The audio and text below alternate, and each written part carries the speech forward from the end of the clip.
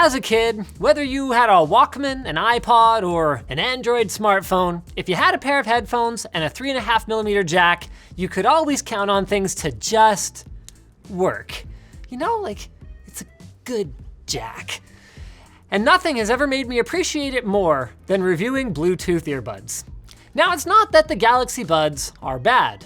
They're actually pretty good. They feature excellent audio quality, a great fit, and near zero latency with Samsung devices. But there are some other things about the Buds that sour the experience. And when we've had this other, almost perfect audio standard for nearly 80 years, is pretty good enough? You know what else is pretty good? Our sponsor, Madrina's. Madrina's Coffee blends specialty cold brew coffees into 15-ounce grab-and-go cans for everyone's convenience. Check them out and use offer code Linus to save 40% at the link in the video description.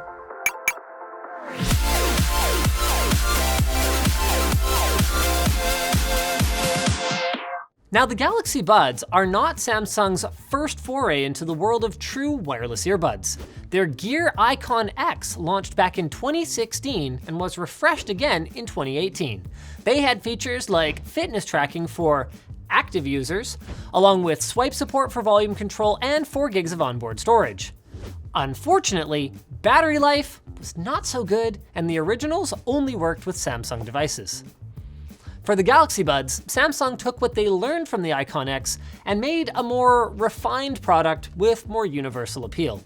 In short, they dropped the internal storage, added a wireless charging case, improved battery life, added support for Bluetooth 5.0, and dropped the price to undercut competitors like Apple's AirPods and Google's Pixel Buds. But that would all be for naught if they kept that pesky Samsung-only limitation. Fortunately, they didn't. The Galaxy Buds should work with any Android or iOS device, even though they do still work best with Samsung ones. More on that later. First, let's take a look at them. Samsung seems to have taken a lot of design cues from the Icon X, down to the rounded triangular touchpad. And, like all decent earbuds, they include 3 sizes of rubber ear tips and 3 sizes of wingtips to make sure that they will stay in your ears. This made Riley, who wrote this review, and his freakishly asymmetrical ears, very happy. Moving on to the inside, we find the charging contacts and this curious little black dot, which is a sensor that helps the buds detect whether or not they're in your ears and allow them to automatically power on or go to sleep accordingly. Battery life is a strong point with 6 hours of music listening time and 5 hours of talk time, but curiously, the case only gives you about 1/3 of the extended battery life compared to Apple's case, in spite of its similar size. On that subject, if Samsung would have had to increase the size to get more battery life into it, I'd probably have left it the way that it is too. As it is, it slips easily in and out of even very small pockets, with an exterior LED indicating the battery level for the case itself, and an interior LED which indicates the earbud's level of charge. Now, it comes in white, black, or yellow, just like the earbuds, and if you've got a Galaxy S10, it's kinda awesome being able to plug in your phone, turn on wireless power share, and then charge your earbuds wirelessly. It's just one of those things that makes you go, huh, nice. Something else that's nice is the audio quality. Samsung is clearly getting their mileage out of their 2016 acquisition of Harman. Compared to the AirPods, which to be clear are fine for most people, the Galaxy Buds can put out a delightful amount of bass along with full-bodied mids and balanced treble.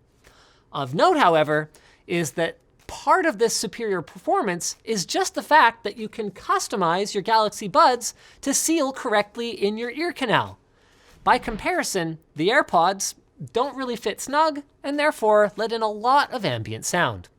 Now, with that said, there's a clear safety advantage to being able to hear the world around you. Fortunately, if you're into that, the Buds have an ambient sound mode that's similar to the one that we first saw on the Hear One from Doppler Labs. Basically, they use their 2 external microphones to record the noise around you and pass it through the speakers that are right in your ear holes. Overall, we found that it didn't interfere too much with music quality, and it was helpful, especially in an office environment, to know if someone's yelling your name from across the room. Now let's move on to the app. It's not available for iOS, which blows. But other than that, it's pretty cool. It's actually got some great features. So you can adjust your EQ. We liked the dynamic and clear presets best. You can update your firmware without any voodoo magic. You just press a button called Update Firmware, like every other tech product. Thank you, Samsung. I didn't think this needed to be a good thing, but there you go. And this is a really cool one. You can actually both see your buds' battery level and locate them by playing a high-pitched chirping noise. It's almost like Samsung gives a crap if you lose them and wants to help you. Cool. Also from in there, you can customize some of the buds' touch gestures. You cannot change the single tap to pause or play, and that's on both sides, the double tap to skip a track, or the triple tap to go to the previous track, but you can assign the long press action to activate your voice assistant of choice. It even works with Alexa, turn volume up or down, or turn ambient sound on or off. Now each earbud's long press action is independent of the other, so you can set them to do different things. That is, unless you want to use them for volume control, in which case the right earbud has to be volume up while the left one is volume down. As with the AirPods, you can turn the volume up, down, or to a specific percentage with your voice. Just watch out though, because the buds themselves still don't have voice activation. So if your phone's mic can't hear you, then you'll have to summon Cortana manually with a long press. I'm just kidding, Cortana sucks. Now overall, our experience with the Galaxy Buds has been pretty freaking sweet. But there are a few flies in this mostly happy ointment. Just like the AirPods and Apple devices, the Galaxy Buds work best with Samsung devices. And while that kind of a phrase can often be taken as just marketing, I mean, of course, Samsung wants you to buy all the Samsung products, it's really true here. The Galaxy Wearable app is pre-installed on Samsung phones, allowing you to instantly pair by opening the case, while other users of Android phones will need to install the app. And as we mentioned before, iPhone users can't get it at all, so they can't customize their gestures even. And while latency is near zero with a Galaxy S10, it's very noticeable on the Pixel 3, and even more so on the iPhone XR that we used. And the thing is, while we didn't experience any glitchiness while listening on the iPhone or on the S10, our music tended to glitch out much more frequently on the Pixel 3, especially when walking around with the earbuds in ears and then the Pixel 3 in a front pocket. Another big negative, and this was actually true on all devices, was the call quality. Now it's decent in a quiet environment. If I was trying to talk to you guys in our studio here, that would be just fine. But if you're outside or in a busy room, pretty much good luck having a coherent conversation. So no matter how advanced Bluetooth earbuds get with their gesture controls and advanced features, it's the little issues like this that always make me kind of long for the simplicity of a headphone jack. I mean, don't get me wrong. I know that by the time this zipper finally really wears out, I'm gonna have to replace these. I guess I just wish that the technology had matured a little more before we started, yanking the 3.5mm ports out of our phones. So the community over at drop.com asked for a closed back headphone with excellent price to performance. And they're about to get it with the Foxtex TR-X00 Ebony headphones. They're based on a model first developed in the late 80s with a lightweight magnesium alloy frame, ebony wood ear cups, and breathable material on the ear pads so you can listen for hours in comfort. They also feature higher flux density audio drivers, crisp and detailed sound signature, and a rich bass that doesn't become bloated.